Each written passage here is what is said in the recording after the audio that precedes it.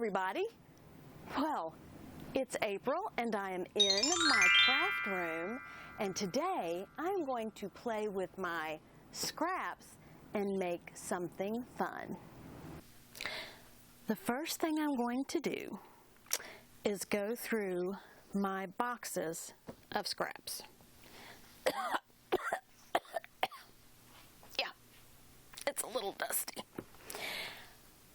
I'm going to pull out anything that I can use to make a 2.5-inch strip and just make a pile. And then I'll come back and show you what I'm going to do next.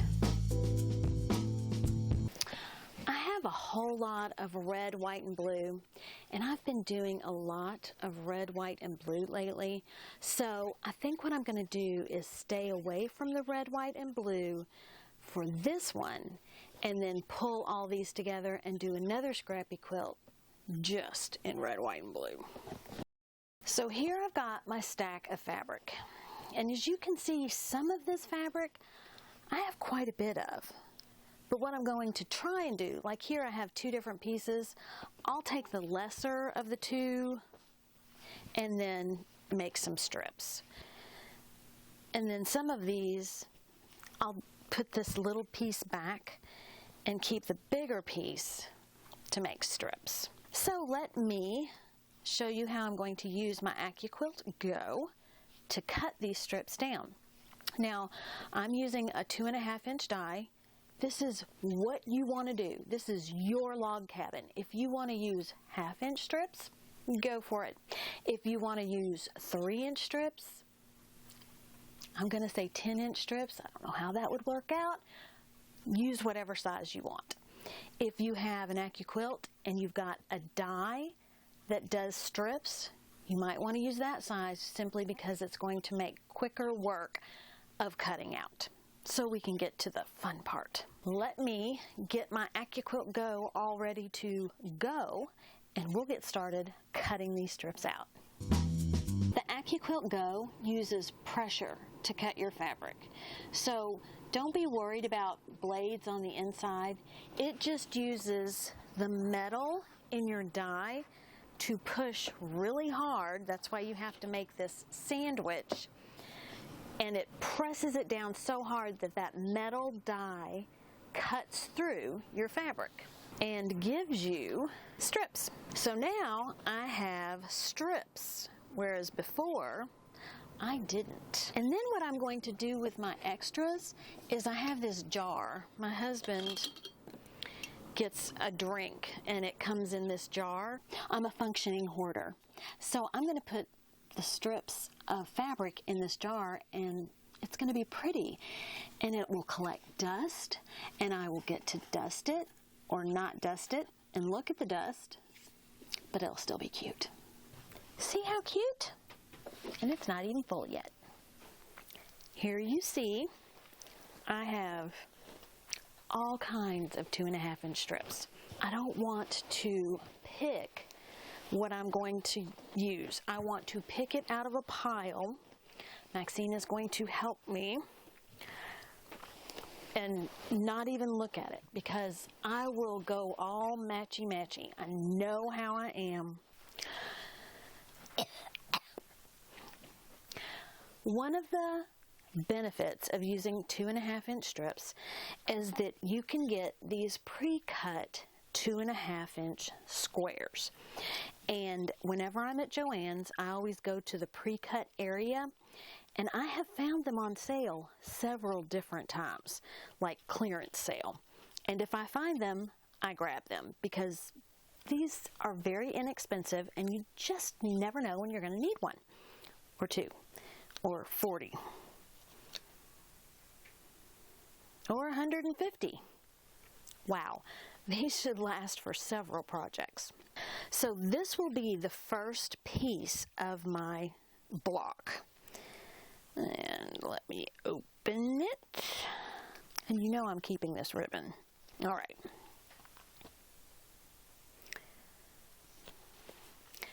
Teeny tiny little 2.5-inch square. And I will take another teeny tiny 2.5-inch strip. It might not be teeny tiny. And I'm going to sew these two together. This is the first part of our log cabin.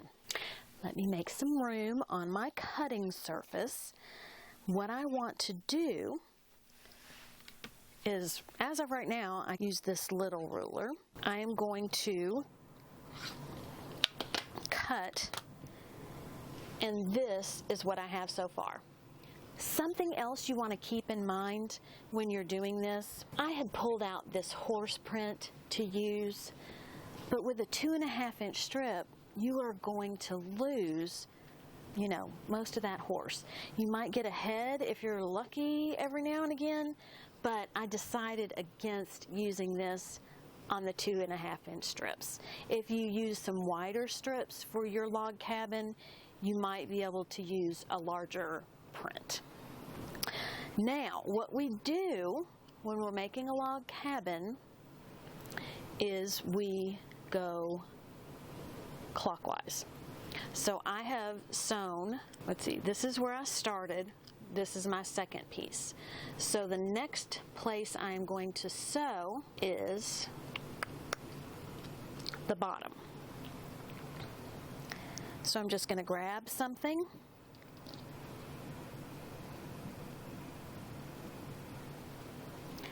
I'm going to lay it across the bottom and sew.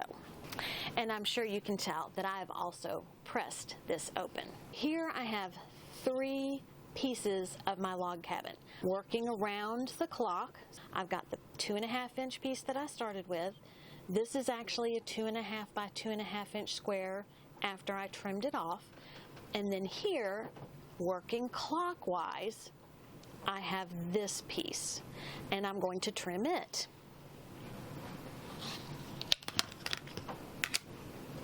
So I've got piece 1, piece 2, here's piece 3. So since we're going clockwise, the next strip will be on this side. And I want to grab something totally different. So I'm going to go attach this to this side. I think I should have raised it when I scooted in. Now, again, going clockwise, I'm adding this strip, and I'm going to trim it here. Again, very scrappy, no rules. We don't want any rules, you know, except for the log cabin part. And if you don't want to do that, you don't even have to do that.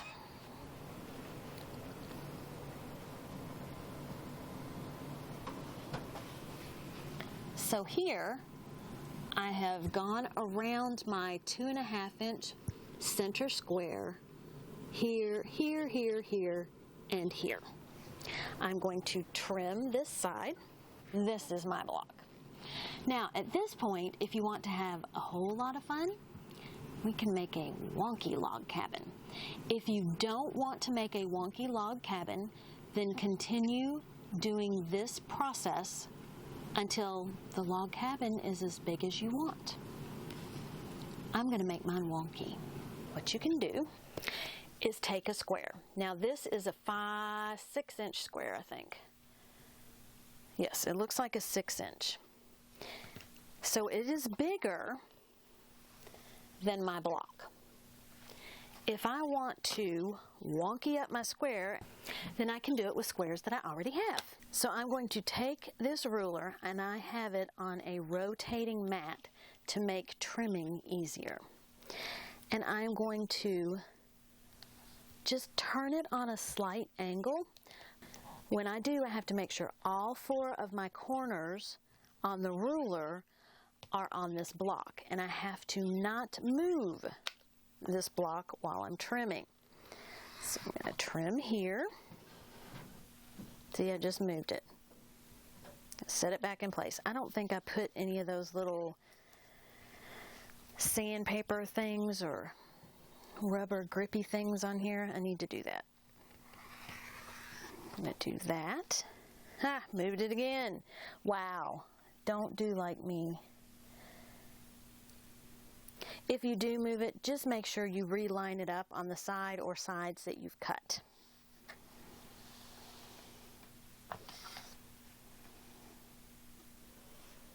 Okay, so I'm going to make sure that it's all lined up the way it was.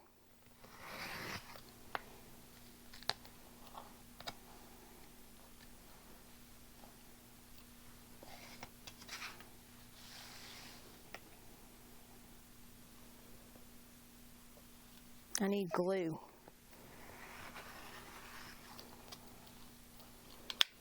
Okay, so here I've got the beginning of a wonky log cabin. Now what I'm going to do is I'm just going to continue adding 2.5-inch strips to all 4 sides, come back and do the wonky thing again. I added 4 sides to my block, and the fact that it doesn't even begin to match is driving me crazy. But it's not really a drive, it's more of a walk, so I'll be fine. Now I am breaking out my 8.5-inch ruler, and I am going to turn it the opposite way. Again, I am keeping all the points of the ruler, all the corners of the ruler are still on the fabric. So now I'm going to do this. And here is my wonky block so far. I am going to make my blocks pretty big because, you know, that's how I roll. But you could stop here, you could keep going, you can do whatever you want. So we will keep going down the path of making this block bigger and bigger and bigger and, you know, as big as we can. Now I'm going to add 4 sides and I'll be back. I am now up to my 10.5-inch ruler. So you can see this is still bigger. And if I wanted to, I could stop here. I don't have to make everything wonky. I can do whatever I want because, you know, because I can. So I'm going to turn this ruler so that every corner is on fabric and do the same thing that I did before. So here I have my wonky log cabin block. I am still going to keep adding on to it because I'm thinking, you know, I want it to end up being as big as this ruler. So let me add 4 more sides. So here you can see my final block. What I did was after cutting the last wonky square, I put strips all the way around, and that's how I am going to put my blocks together. So here's the first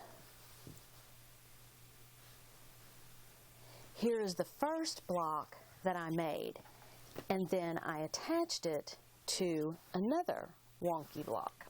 So I'm going to finish all of my blocks, put them all together on the design wall, and let's see how it turns out. As you can see, I am making progress. I have already put these 2 blocks together. I kind of wanted to get a sense of how big it was going to be. Honestly, I didn't know how much I was going to like a scrappy block just because there's no actual matching. I'm really surprised. I think it looks really good. There are all kinds of colors, prints, blah, blah, blah, blah. Anything and everything that I've used in previous quilts. It's just a lot of fun. So I'm going to finish putting all my squares together and I'll be back. Word of warning. Sometimes you start sewing around and around and you keep going. So I made this one too big. I'm going to have to rip this off, but don't get carried away. My quilt top is complete. What do you think? Pretty scrappy, huh? I didn't pay any attention to where I was going to put the blocks. And I know that someone is surely asking, well, even when you do pay attention, you don't put them in the right spot anyway. And that is so true. But for this particular project, it worked out well. So I stayed scrappy all the way. I do want to take just a moment to thank you all for watching my channel. Thank you, Patty Cat Lady, Jenny's Baxter, and Debbie Wood. Thank you so much for taking the time out of your busy schedule to watch my channel. I know on YouTube you have lots of channels to choose from, and I appreciate you spending time watching mine. Now, one more thing. If you aren't comfortable with cutting your own wonky log cabin blocks, I've got a ruler for you. Creative Grids created this wonky log cabin trim tool. If you would like to see a tutorial showing how to use this trim tool, I would be happy to do that for you. Let me know in the comments below. And I have plenty of leftover strips to use. Thank you for watching. Have a great day. Eat some chocolate and be kind to everyone. Until next time, bye. Chocolate of the day, dark chocolate Milky Way. Yummy.